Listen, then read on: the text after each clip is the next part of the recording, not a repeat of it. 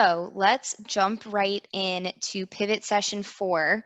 Today we'll be talking about career competencies and skill development, which is a really great thing to focus on right now during the pandemic where we might be at home or just unable to go out to work.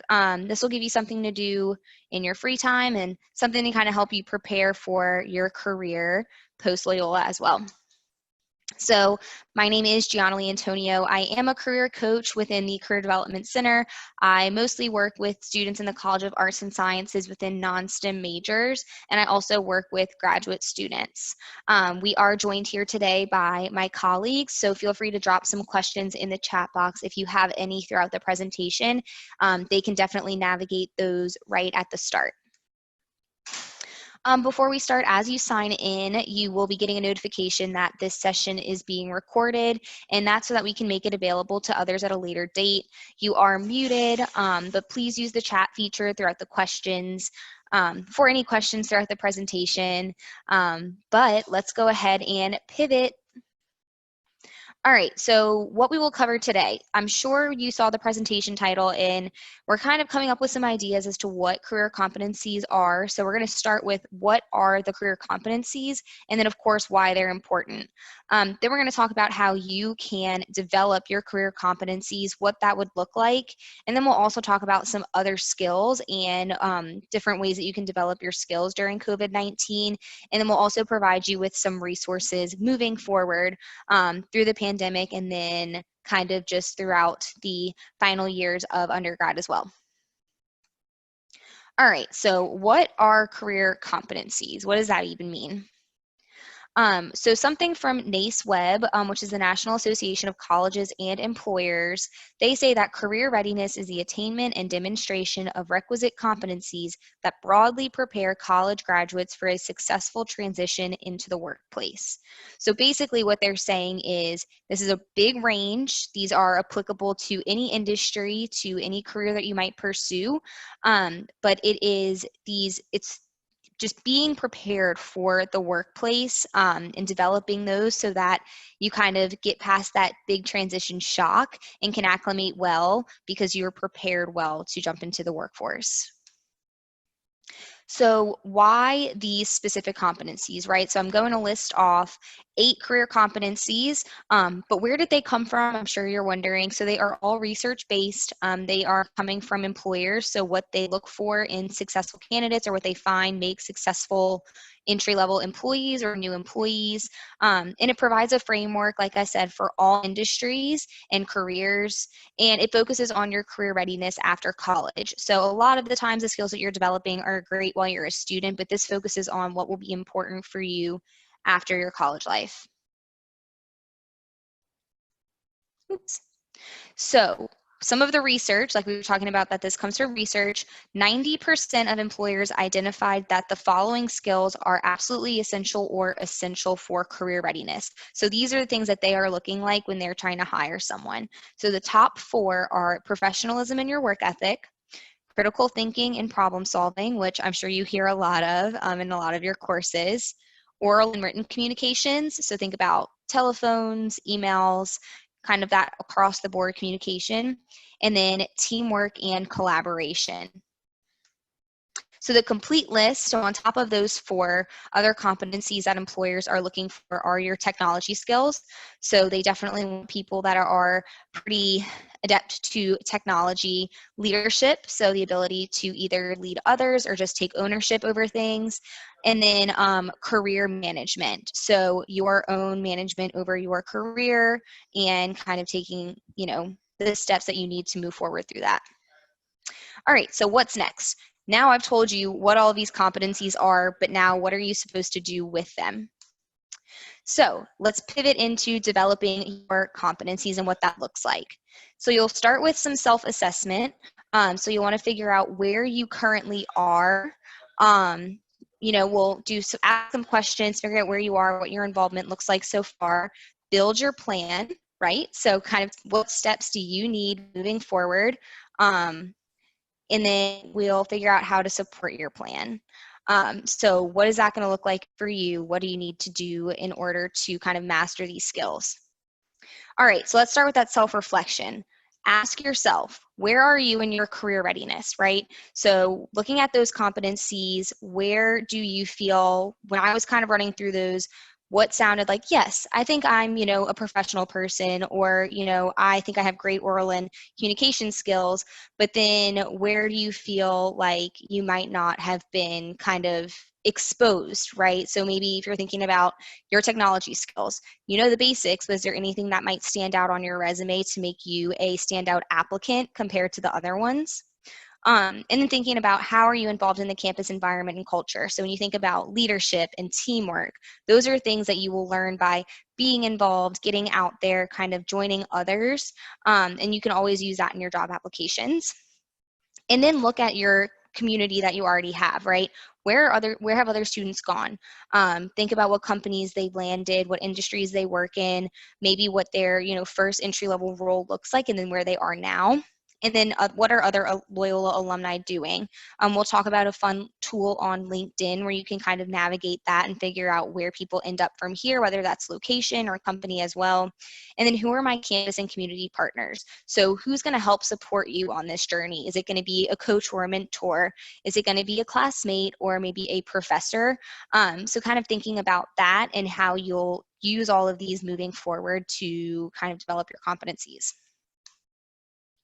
And then we also have some career center resources. So our Focus 2 assessment, you might have taken that to kind of figure out what your major might be or what you can do with your major, but they also have an assessment called Am I Career Ready? And it's focused on the competencies. So it'll ask you some questions. You get to rate yourself, on a scale of 1 to 5. How do you feel prepared right now? And then it'll kind of give you an assessment of where you stand with each career competency. So it's a really great place to start. I'll send you a link to that after the presentation, and it's all on Handshake as well. If you're kind of running through this in your head or you might not remember all the competencies, this is a really great place to go. And then also creating your LinkedIn page and staying active on LinkedIn.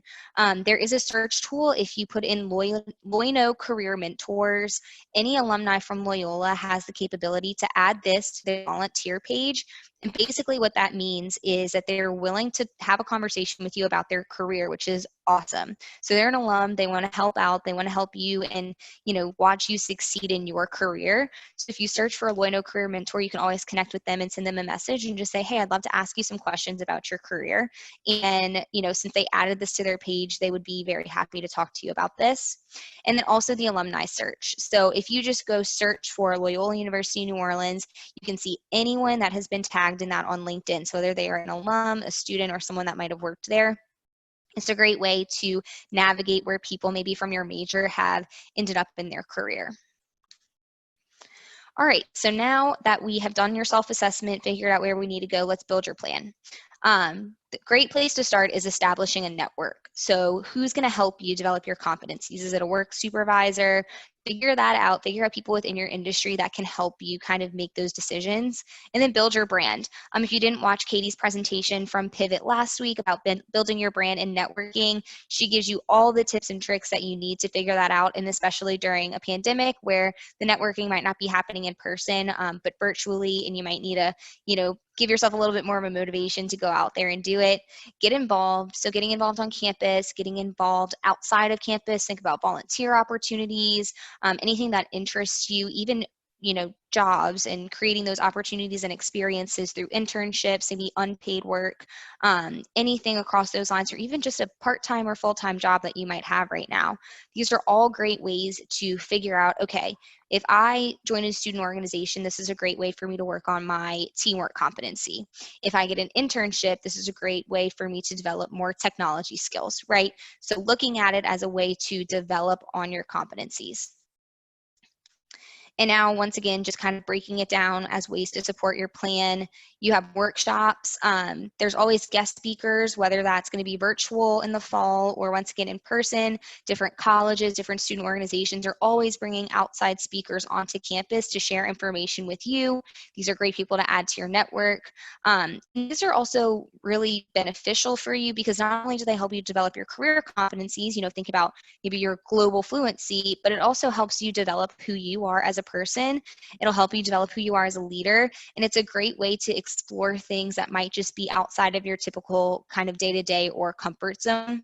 And then ways to create opportunities. We already talked about LinkedIn. Handshake is another way to create those opportunities. Use your Handshake page. If you make your page public, people can search for you and find you and make those connections and reach out to you about jobs. And then if you're looking for opportunities on campus, utilizing How Connect. So that's where you can see anything that's going on campus that's registered. And then ways to gain experience. You can always look for an on-campus job. You can shadow. So shadowing is a really great opportunity if you might not find a opportunity to intern or get a job or anything like that. Shadowing gives you the opportunity to watch someone work in the field and just kind of observe what a day in the life is like, or maybe what a week in the life is like. And sometimes for students, that's exactly what they need to determine whether or not this is the way they want to go in their career path, because it really gives you that hands-on real life experience and you get to see everything that goes on.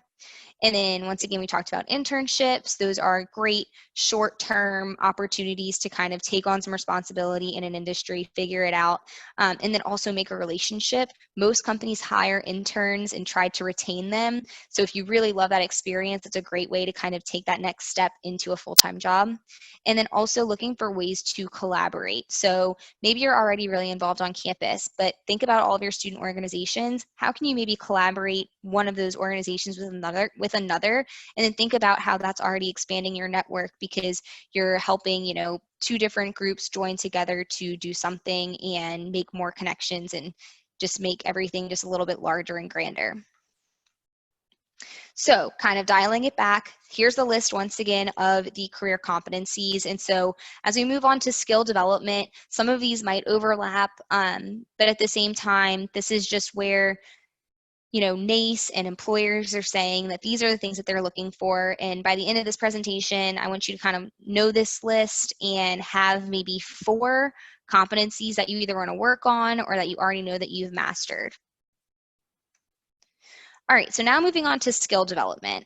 Now you're probably thinking, okay, we just went over whatever these competencies are. Now, why are we talking about skills? So I took it upon myself to kind of just look up a very generic definition of skills. And so what I got from Indeed.com is that skill is a term that encompasses the knowledge, competencies, and abilities to perform operational tasks. So skills are developed through life and work experience, and they can also be learned through study.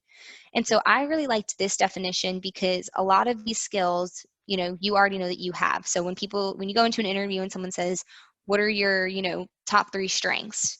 You might say your communication, your leadership experience, and, your flexibility. These are all learned skills, but at the same time, you can learn them. You can study other skills. If you think about, hard skills versus soft skills, your hard skills are those teachable abilities. So think about what you're learning in school, right? That knowledge surrounding things that you might see in a job description that, you needed to learn.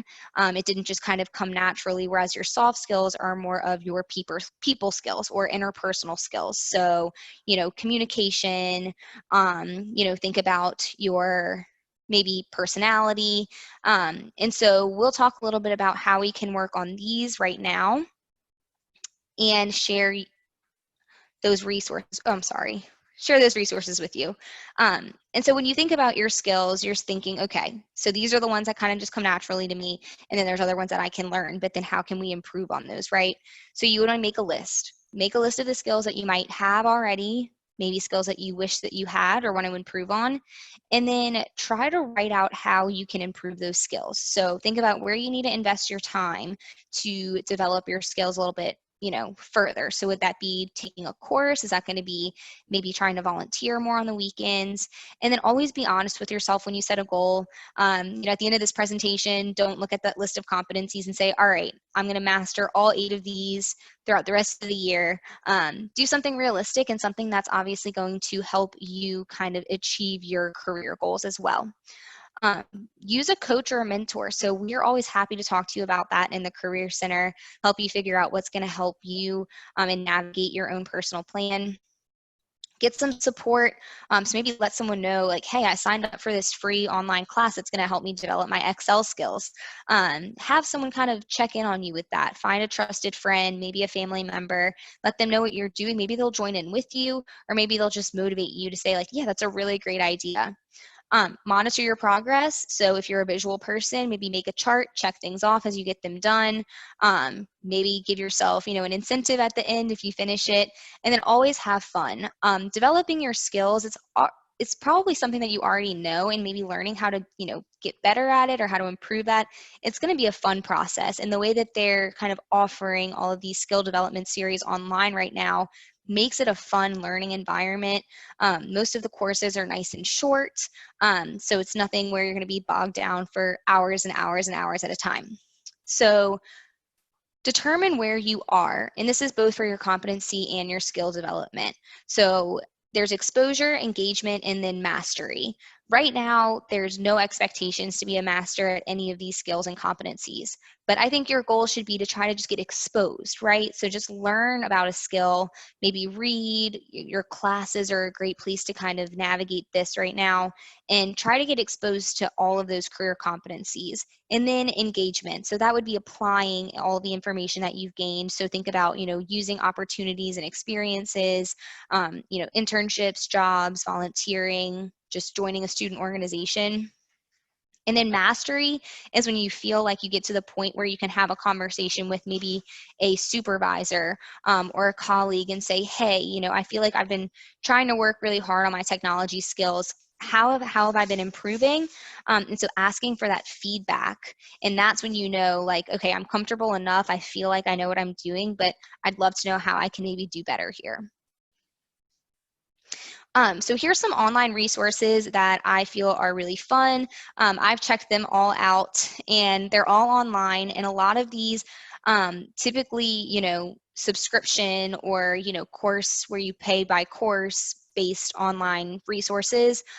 Most of them right now are offering discounted or free courses where you can either master a new skill, improve on a current skill, and you can even earn specific certifications. So think about any of those like Microsoft Learning or any of those. You can earn certificates doing some of these courses, which I think is really cool. And it's great to highlight on your resume, like what you did this summer, and you can say, earn the certificate or completed so many hours of LinkedIn learning. So there's a ton of places to kind of do all of this. This is just a handful that are offering some free or discounted services right now. So there's always LinkedIn Learning. They just offer a lot of things, think business and technology related. And then Microsoft Learning, which will help you more with Word, Excel, PowerPoint, and then obviously so much more. I have the Muse on here because they posted an article with 14 different online learning resources. Some of these are on there, but there's also some more. And then edX is really cool because it lets you take classes at at universities, but online. So you can, get things from professors from different universities and just maybe some courses that Loyola might not offer. And then Udemy, I'm not exactly sure how to say that, but they're very similar as well. They have things from professors, professionals, kind of all across the board where you can take their online courses and develop your skills. And then MOOC, they just have a ton of different online platforms as well for you to go in, see what you want to, I think it's fun to almost go on these and just scroll through, see what interests you, and then maybe click on it, figure out, how many courses or how many sessions are in there, and then moving forward. You've probably also heard of Skillshare and Coursera as well. All of these are great places to get started. And then as always, I think one of your best resources is your career coach. We're here to help you achieve all of your professional goals. And so if you don't even know where to get started, we are happy to have that conversation with you, help you create and navigate the best plan, kind of all across the board, whether it's resume, build your brand, networking, or developing your skills and competencies during this time. We are here to help. All right, so if you have any questions, go ahead and drop them in the chat box. There are a few fun announcements that we have after this, talking about our upcoming July sessions. So make sure you stick around, but I'll go ahead and check the chat for any questions.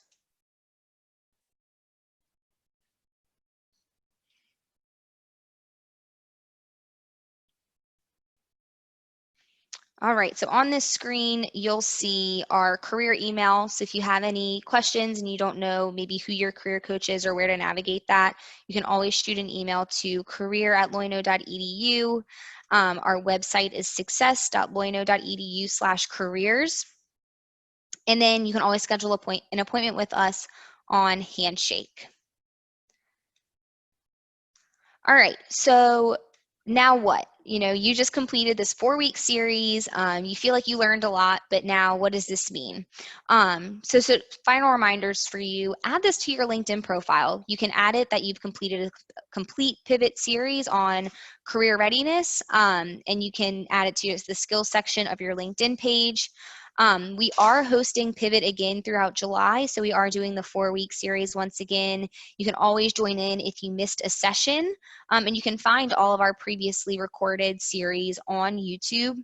And also make an appointment with your career coach. If you schedule an appointment with us, we can build your personal pivot plan into that next step for you. But also, if you attended all 4 sessions and you schedule an appointment with a career coach, we will get you a certificate. So feel free to drop into any of those July sessions, or talk to a career coach as to how you can receive your pivot completion certificate.